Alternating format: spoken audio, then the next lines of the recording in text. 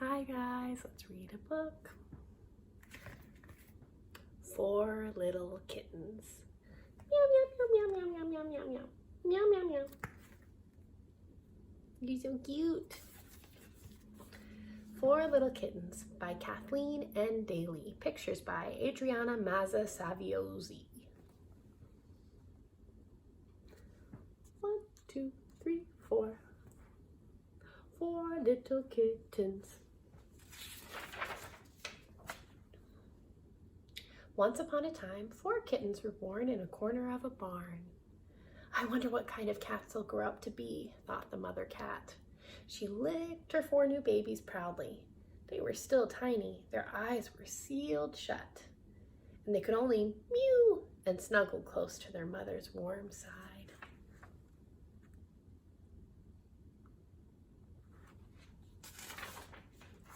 In a few days, the kittens opened their eyes. Each day they grew a little bigger and a little stronger and a great deal naughtier, thought Mother Cat as they pounced on her twitchy tail. Children, she said one day, the time has come for you to decide what kind of cats you will be. Tell us, mewed the kittens, what kind of cats there are. Mother Cat sat up straight and half closed her green eyes and began.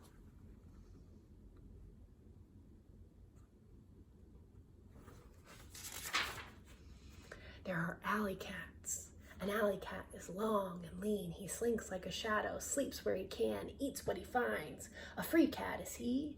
No manners to mind, no washing of paws, no sheathing of claws. He does what he likes, and nobody knows but he. Your Uncle Tom is an alley cat. Many friends he has, and they make fine music at night to the moon. His enemies are stray dogs and turning wheels and cold, sleety rain. He's a wild and clever cat, the alley cat. That is life for me, said Tuff, the biggest kitten, and off he went to be an alley cat like bold Uncle Tom.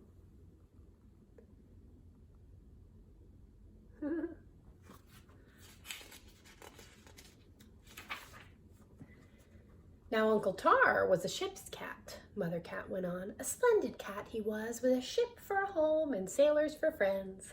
A ship's cat visits seaports 1,000 miles away and talks to foreign cats and chases foreign rats that try to come aboard.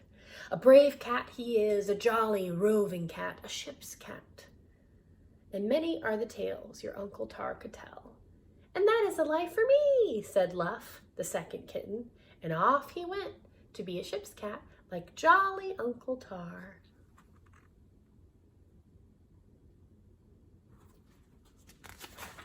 A life of adventure, huh? And of course, said Mother Cat, there are farm cats. I am a farm cat, a useful cat. I catch the mice and chase the rats while the farmer sleeps at night. I live in the barn on a bed of straw. No house cat am I.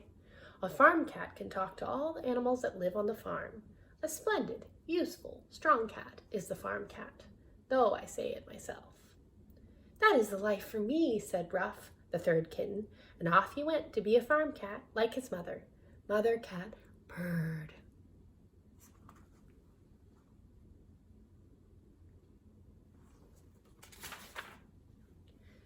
Now the smallest, youngest kitten was called Muff. Muff was gentle and playful and pretty and always kept her white paws clean.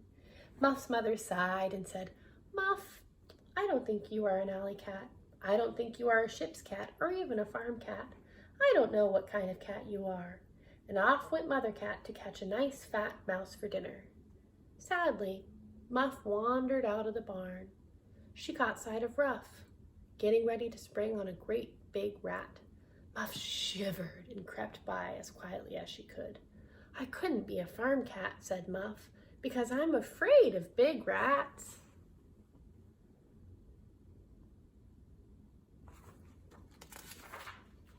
Muff wandered out of the farm and down to the village. She saw plump little Tuff, doing his best to look lean and wild like an alley cat. Woof, woof, barked a little stray dog, and Tuff arched his back and bristled his fur and spat and hissed in his best alley cat way. The little dog ran away, and so did Muff. Down to the river she ran, and she saw Luff on a big ship in the harbor. The sailors were busy with ropes and things, but already Luff had curled up in a place where he wouldn't be in the way. Soon Luff would be visiting cats 1,000 miles away, just like Uncle Tar. Luff waved goodbye. I wish I knew what kind of cat I am, she sighed. Then she had to run out of the way as a bicycle came by.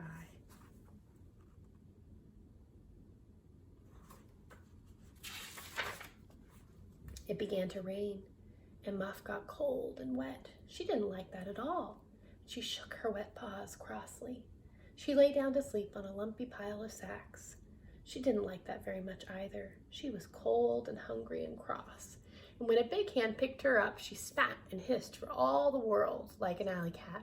But the big hand put her into a big warm pocket, and after a few more angry squawks and a sad little mew, Muff fell asleep. There she is in his pocket. Wonder where he's taking her. When next she opened her eyes, Muff was in a house. There were cushions and carpets and curtains. There was a warm, crackling fire. There was a little girl with soft, gentle hands. Oh, what a lovely kitten, said the little girl. Oh, I wanted a kitten so much. Now I won't be lonely anymore. The little girl gave Muff a saucer of cream. Muff drank it all with one white foot in the saucer to keep it steady. Then she washed her paw and licked her whiskers. This was much better than fat mice for dinner.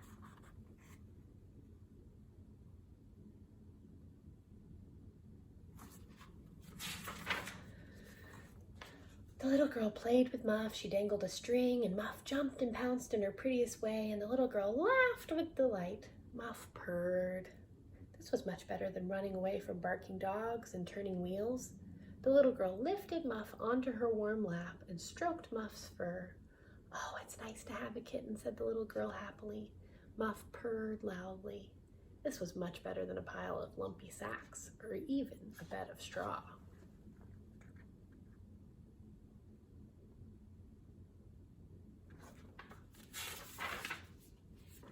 This is a life for me, purred Muff.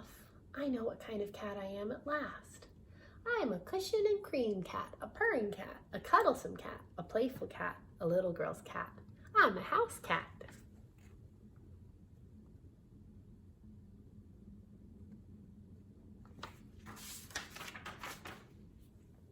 And so all 4 kittens lived happily ever after, Tough in his alley because he was an alley cat, Rough on his farm because he was a farm cat, Luff on his ship because he was a ship's cat, and Muff on her cushions in her house with her little girl because she was a house cat. Meow, meow, meow, meow. The end. 4 little kittens